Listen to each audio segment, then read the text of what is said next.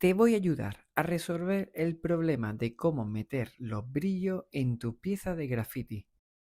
Para ello vamos a empezar con una letra simple, una al estilo Blockbuster, donde antes de llegar a este detalle te voy a enseñar paso a paso. Lo primero es saber qué vamos a escribir e ir trazando lo que son las letras. Yo voy a poner el nombre de un suscriptor que es el que me ha surgido la pregunta. En ningún momento él me ha dicho que ponga su nombre. Y su pregunta fue: ¿cómo hacer luz en mis letras? Y como el vídeo está en unas letras que son tipo Blockbuster, pues entonces por eso he decidido hacer este tipo de letras. Pero más adelante, por quitarme la duda, voy a hacerlo con una letra en 3D.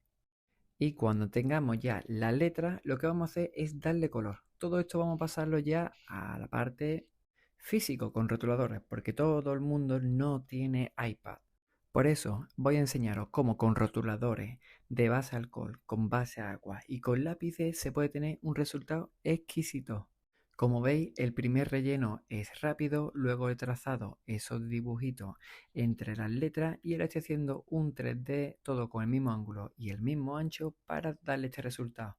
Y después de todos estos pequeños detalles le he dado un poco de sombra para que los brillos resalten más. En los 3D también le he dado oscuridad, después le he dado el line, que es el borde negro, y una raya de color negro en la parte de los 3D. Y esta es la parte del brillo. Muy importante, los brillos siempre vienen desde la misma dirección y están en el mismo ángulo de las letras.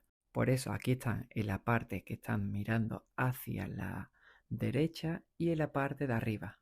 Como esta y muchas preguntas voy resolviendo poco a poco.